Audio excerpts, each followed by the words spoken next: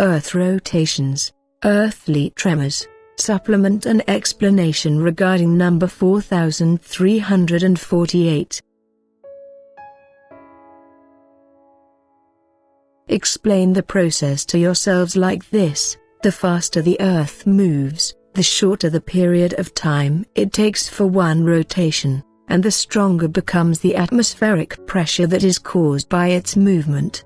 Normally this atmospheric pressure should be felt on the Earth's surface, but this is not the case.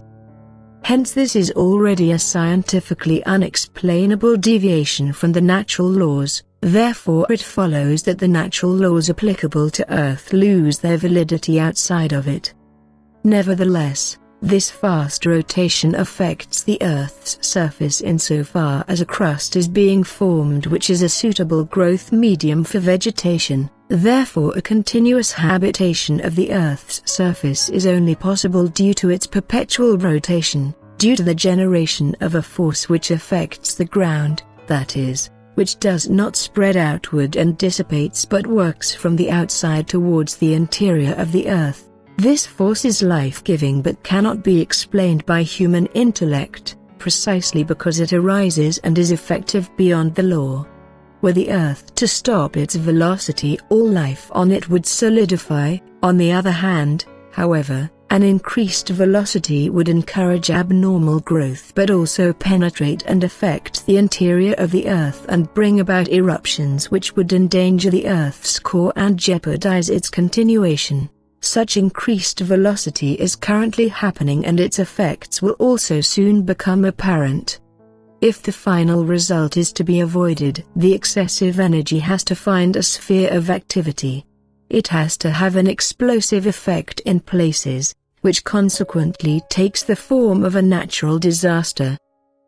This will slightly reduce the speed of the rotations. The newly generated energy will find new soil which it can animate with plants and animals, and the continued existence of Earth will be guaranteed for a brief period of time again, until human determination once again triggers forces which have not been completely ascertained as yet and which have an all-destructive effect, because they can effectively be described as adverse forces, that is, they work from within towards the outside, and the opposing actions of both forces signifies total destruction, which can certainly be explained to but not understood by people.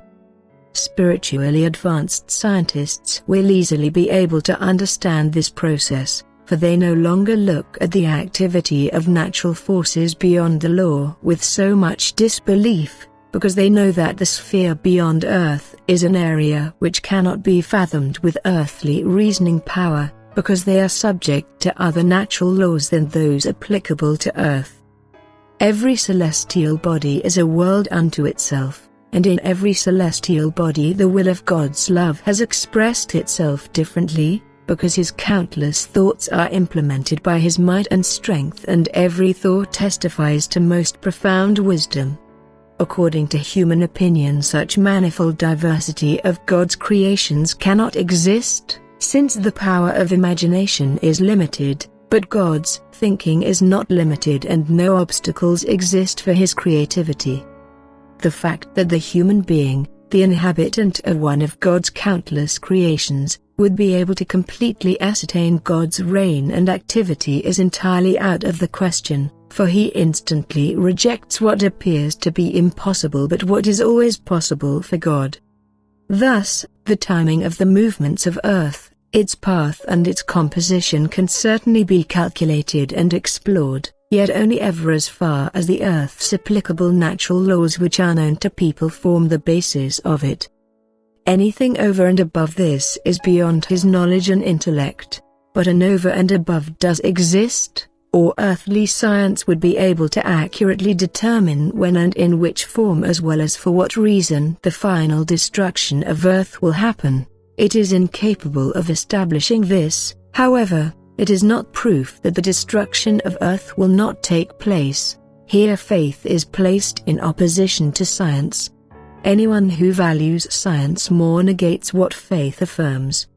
God proclaims the end of this earthly period.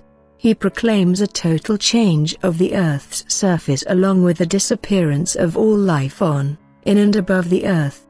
This process is completely unknown to science. Hence it is an indication that a supernatural activity caused by God will happen, although not beyond natural law from his point of view. Yet for people who do not know all natural laws, all forces to the point that they can indicate and calculate such an event, but that investigations also have to be conducted on the basis of faith if they are to produce truthful results. Only then will the researcher also receive access to the area which otherwise remains closed to people. Then he will be assisted and enlightened by spiritual co-workers. Then he will also be able to have an insight into God's plan of salvation, and much will be comprehensible and acceptable to him which his intellect would otherwise have discarded. Amen.